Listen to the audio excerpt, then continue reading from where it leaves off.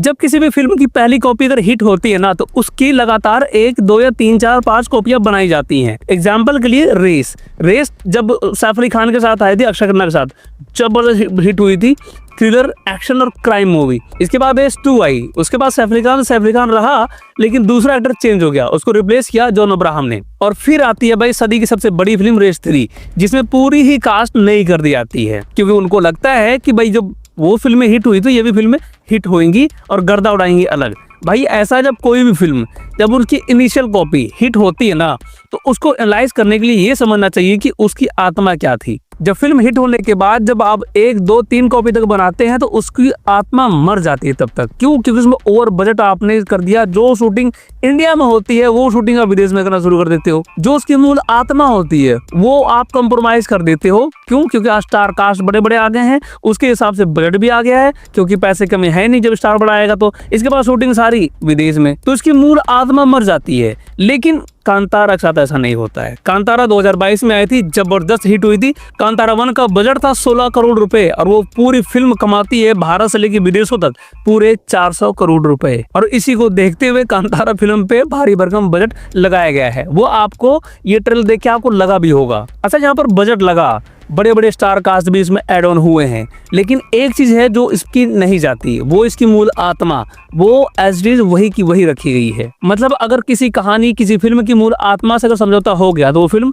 Flop होना तय है, क्योंकि वो फिल्म ही हिट होती है इस वजह से क्योंकि उनको वो कहानी पसंद आई थी, उनको वो ट्रेडिशनल कल्चर पसंद आया था जो तुमने दिखाया था। तो वो कल्चर की लेगेसी इस फिल्म में भी कैरी ऑन किया गया है। ये एक ऐसा ट्रेलर है जिसने सोशल मीडिया पे तहलका मचा दिया है।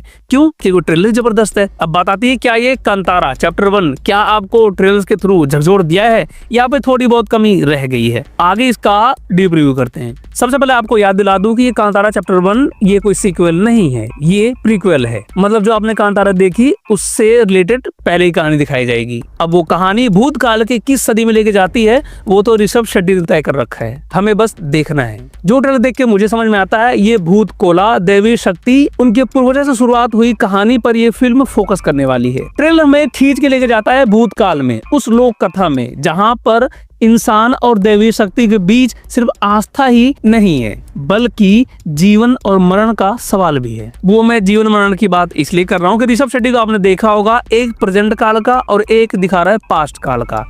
इन दोनों ही कालखंड को ये कहानी बताएगी। अब वो कैसे बताएगी? जहां तक मैं समझ पा रहा हूँ कि प्रेजेंट और पास्ट दोनों एक ही फ्रेम में दिखाया जाने वाला है और फिल्म के लास्ट में दोनों को रिलेवेंट बना दिया जाएगा। बेशक ही दोनों कहानियां आपको अलग अलग दिखाई जाएं। ट्रेलर की सबसे बड़ी ताकत इसका स्केल है। विशाल युद्ध, हजारों सैनिक, शाही दरबार और सत्ता संघर्ष, और सबसे मोटी सबसे बड़ी बात वो VFX। और इसको देख के लगता है कि पहले कांतारा, जो कांतारा 1 थी, वो सिर्फ गांव, जल, जंगल, जमीन और उनके गांव की परंपराओं तक सीमित था। लेकिन ये चैप्टर 1 ये महाकाव्य के स्केल तक बढ़ चुकी है, जहां पर ये शाही दरबार, हजारों सैनिक, युद्ध होता हुआ दिखाई दे रहा है। ये आपको वही लेके जाने वाला है। लेकिन ट्रेलर तो बता रहा है कि ये एपिक लेवल होने वाला है। और वहीं पर बात करें इसकी संगीत और इसका बैकग्राउंड म्यूजिक, आप ध्वनि पहचानना, आपको तंबूरा बजता हुआ दिखाई देगा और साथ में ड्रम्स और बैकग्राउंड में चलते हैं इनके कुछ लोकगीत। इतना चीजें काफी होती हैं गूज़बम्प लाने के लिए। और गूज़बम्प उस मोमेंट पे ज्यादा होता है जहां पर वो कोला देवा का पहला मूवमेंट दिखाई देता है, पहली तस्वीर, चमकती हुई बिजली। मतलब वो सीन तो बिल्कुल ही रोंगटे खड़े कर देता है। और इसका नेगेटिव चीज पता क्या है?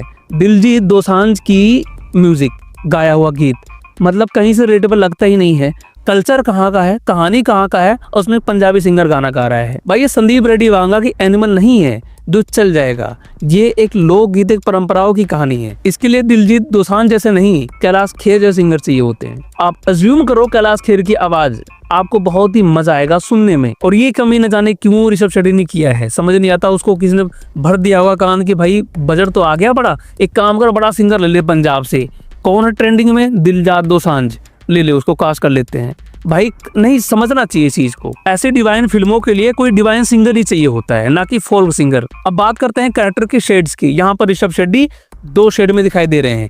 एक नॉर्मल इंसान जो प्रेजेंट काल का है, दूसरा एक दैविक योद्धा, और दोनों का कॉम्बिनेशन बहुत ही जबरदस्त होने वाला है। मतलब एक ही कैरेक्टर से आप दो तरह की एक्टिंग देखोगे, अब दोनों ही अलग अलग फ्लेवर। और मैं अपनी मन की बताऊं तो मेरे को दैविक योद्धा वाला कैरेक्टर बहुत जबरदस्त लगने वाला, ये फाड़ने वाला है बॉक्स ऑफिस को। और उसके बाद नंबर आता है गुलशन दरविश का। ये बहुत सारी वेब सीरीज कर ली है, फिल्में कर ली हैं, इसको आपने कई फिल्मों में देखा भी होगा। इनको अभी वो पहचान नहीं मिली है, लेकिन इस फिल्म से पहचान मिलने वाली है। इनका इस फिल्म में जब भी किरदार आता है वो शाही किरदार है, डर और करिश्मा दोनों लाता है। और इन्होंने एक ही शकल से कई तरह के शेड्स किए हैं, और ये एक नया शेड्स होने वाला है। और जो इसमें वीएफएक्स, जो भव्यता, जो युद्ध का सीन है, जो सैनिक है, जो राजशाही है, जो ये कैरेक्टर्स हैं, ये सब चीज देख के एक बात तो लगती है, ये फिल्म एक परत नहीं कई परतों में फिल्म दिखाने वाली है कहानियों को। इस ट्रेलर की सबसे खास बात आपको पता है क्या है?